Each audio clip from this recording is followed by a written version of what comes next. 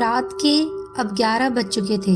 भाई, अब तो कोई बस मिलना मुश्किल है। अगर आज आखिरी बस जरा लेट छुट्टी होगी तो शायद मिल जाएगी, वरना आज की रात मुझे यही बस स्टॉप पे बितानी पड़ेगी। ऐसे अपने मन में ही सोचकर नागेश ने अपनी बैग ठीक की और सामने के बेंच पे जाकर बैठ गया। लेकिन नागेश को कहाँ पता था कि आज वो मौत का सफ़र करने वाला था। हेलो फ्रेंड्स, अगर आपको हमारा चैनल पसंद आ रहा है तो प्लीज़ इसे सब्सक्राइब कीजिए। नागेश एक बड़ा ही होनहार लड़का है। उसने अपने जॉब के बल पर गांव में ज़मीन ले ली और उस पे घर बनाया है। घर वाले हमेशा से उसके पीछे पड़े रहते कि शादी कर लो, लेकिन वो कहता कि जब तक मेरी पसंद की लड़की नहीं मिलेगी तब तक मैं शादी नहीं करूँगा। उसका कहना भी सही था। उसके दोस्तों की शादियाँ टूट चुकी थी या फिर उनमें झगड़े चल रहे थे, इसीलिए वो चाहता था कि कोई ऐसी मिले जो उसको समझे। नागेश ने अपनी घड़ी घुमाकर टाइम देखा। 11:30 बज चुके थे। अब उसने बस आने की आस खो दी, लेकिन तभी सामने से हॉर्न मारते हुए एक बस आई। शुक्र है बस आई तो, नागेश ने अपने आप से कहा। कंडक्टर ने दरवाजा खोला और नागेश बस के पीछे के दरवाजे से अंदर गया। टिकट निकाली और वो आराम से बैठ गया। लेकिन कंडक्टर ने कहा, ये बस आज रास्ते में ही रुकेगी, आखिरी स्टॉप पे नहीं जाएगी। आपको बीच से कुछ इंतजाम करना होगा। इसके इंजन में खराबी है, बहुत गर्म हो चुका है। नागेश को और पसीना चालू हुआ। रात बढ़ रही थी लेकिन परेशानी खत्म होने का नाम नहीं ले रही थी। जो होगा अब देखा जाएगा, ये सोच के नागेश खिड़की से बाहर देखने लगा। ठंडी हवा अंदर आ रही थी, काफी अच्छा लग रहा था। उसने सामने बस में देखा तो ड्राइवर के पीछे कोई बैठा था। उसने खड़े होकर देखा तो एक औरत थी। इतनी रात को इस रास्ते पे कोई औरत को नागेश ने इसके पहले कभी नहीं देखा था। उसने सोचा कि ड्राइवर या कंडक्टर का कोई रिश्तेदार होगा। अब नागेश को खुद नहीं पता था कि बस आगे जाकर कहाँ छोड़ने वाली है। अब 12 बज चुके थे। बस एक जगह कर कर आवाज करके रुक गई। ड्राइवर बोला, अब यहाँ से बस आगे नहीं जाएगी, तुम उतरकर अपना जाने का जुगाड़ देख लो। नागेश का घर आने को अभी कम से कम 10 मील का फासला था और रास्ते से घना जंगल, पैदल जाना खतरे से खाली नहीं था। नागेश नीचे उतरा और रास्ते पे एक जगह जाके रुक गया। उसके पीछे वो औरत भी उतरी। नागेश ने उसको जैसे ही देखा तो वो बस उसको देखता ही रह गया। वो भला की खूबसूरत थी, वो एक लड़की थी। उसको देखकर नागेश अपनी घर जाने की परेशानी भूल गया। वो तो उसको देखता ही रह गया। सामने जाकर नागेश ने उससे बात करना चालू किया। आप इतनी रात को कहाँ जा रही है? ये बस वाले भी ना ऐसे ही बीच में रास्ते में उतार दिया। उस लड़की ने एक बार नागेश को देखा। उसकी आंखें बहुत ही खूबसूरत थी। नागेश उसकी आंखों में खो गया। कुछ बोल पाता तभी उस लड़की ने कहा, मेरा घर यहाँ पास में है, पैदल जा सकते हैं। अगर आप चाहो तो मेरे घर चल सकते हो। नागेश ने सोचा, एकदम से कोई उसको घर चलने के लिए कह रहा है। वो जरा संभल गया। उसने कहा, नहीं, मैं यहीं रुकता हूँ, कोई मिल जाएगा तो मैं अपने घर तक चला जाऊंगा, बेवजह आपको तकलीफ होगी। वो लड़की बोली, अरे घबराओ मत, मैं और मेरी माँ रहती है घर में, अगर चलना हो तो चलो मेरे साथ। इतना विश्वास नागेश के लिए काफी था। वो उसके पीछे चल पड़ा। घना जंगल और कच्चा रास्ता। नागेश ने चप्पल पहनी थी। उसको जल्दी चलना मुश्किल हो रहा था। काफी दूर जाने के बाद अब नागेश के पैर गीली मिट्टी में फंसने लगे थे। रास्ते में दोनों ने बिल्कुल भी बात नहीं की। अचानक नागेश की चप्पल कीचड़ में अटक गई। वो निकलने के लिए अपने मोबाइल का टॉर्च चालू करके नीचे झुका और चप्पल को हाथ में लेकर खड़ा हुआ। सामने भयंकर अंधेरा था, कुछ भी दिख नहीं रहा था। पीछे वो रास्ता जहाँ वो बस छोड़कर आया था और ना ही वो लड़की जिसके पीछे वो यहाँ तक आया था। उसने आवाज लगानी चाहिए, लेकिन आवाज क्या देता और किसको? वो नाम भी तो नहीं जानता था उस लड़की का। हे भगवान, अब मैं क्या करूँ, कहाँ जाऊँ? नागेश खुद को कहने लगा। नागेश ने अपने मोबाइल में देखा, अब तो बैटरी भी नहीं है ज्यादा और नेटवर्क भी नहीं था उस जंगल में। लाइट लगाने के लिए काम आएगी सोचकर उसने मोबाइल को बंद किया, लेकिन आजू बाजू देखकर पता चल रहा था कि कोई जंगली जानवर नजदीक आ रहे हैं। उसने चढ़ने लायक एक पेड़ देख लिए और उस पर चढ़कर बैठ गया। वहां उसको कोई खतरा नहीं था। अपनी बैग लेकर वो एक टहनी पर बैठ गया।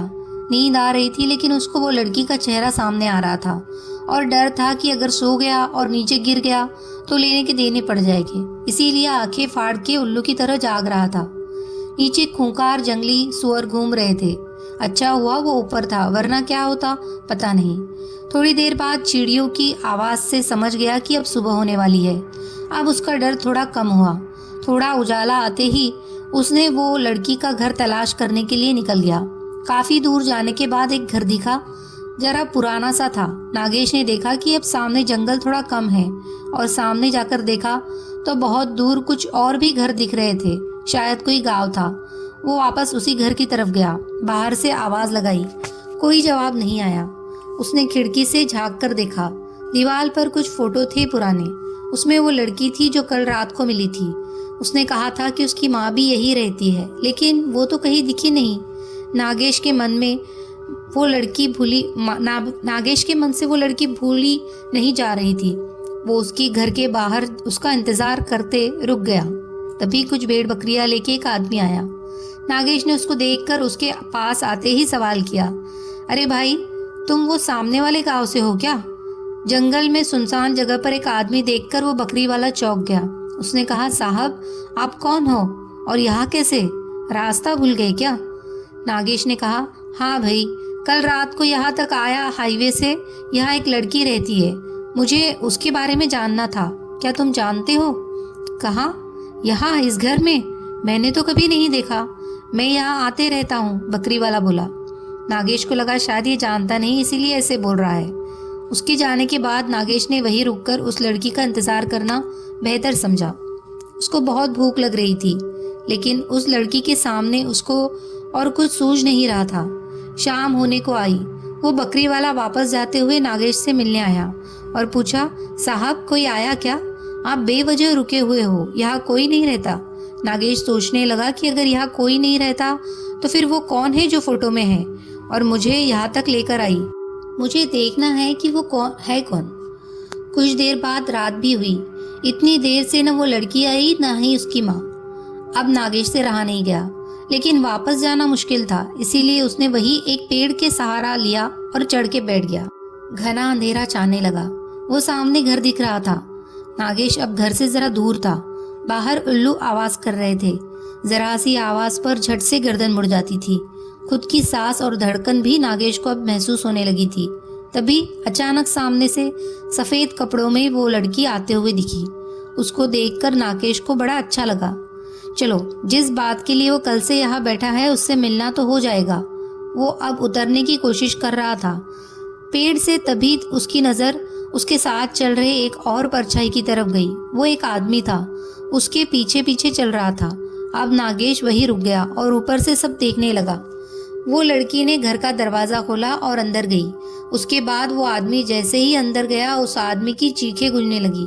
वो तड़प रहा था, चिल्ला रहा था, बचाओ बचाओ, मुझे छोड़ दो, मुझे माफ करो, मैंने तुम्हारा क्या बिगाड़ा है। नागेश इधर डर से कांप रहा था। नीचे उतरना वो भूल गया। कुछ देर बाद उस आदमी की चीखें बंद हो गई। सब शांत हो गया। वो आदमी शायद मर चुका था, ऐसे नागेश को लगा। वो वही पेड़ पर बैठा था। नागेश सुबह का इंतजार करने लगा। जैसे ही सुबह हुई वो पेड़ से उतरा। दरवाजे के बाहर तक खून बह रहा था। अंदर जाकर देखने की हिम्मत नहीं थी। वो जहाँ रास्ता मिला उधर भागते चला गया। उसने अंदर वो लड़की है या नहीं ये भी नहीं देखा। भागते हुए कैसे तो उसको हाईवे मिल गया और अपने घर तक पहुंच गया। उसके साथ जो हुआ वो जैसे ही बताने जा रहा था तो उसकी जबान नहीं चल रही थी। बोलना तो बहुत कुछ था, लेकिन कुछ बोल नहीं पा रहा था। उसका मुंह सिल चुका था। नागेश को दवाखाने में भर्ती कराया गया और उस पे इलाज चालू हो गए। किसी को कुछ समझ नहीं आ रहा था कि उसको क्या हुआ है। डॉक्टर ने उसको पागल करार देकर पागलों की ट्रीटमेंट शुरू कर दी।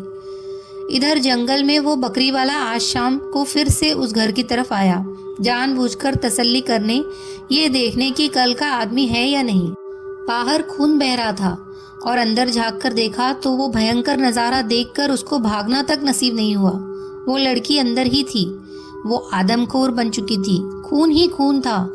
वो जानवरों जैसे मरे हुए उस आदमी का मांस खा रही थी। बकरी वाले के मुंह से चीख निकली, लेकिन वो आखिरी बार थी। उसको देखते ही वो लड़की शैतान बन गई। उसके सफ़ेद कपड़े भयंकर लाल हो चुके थे।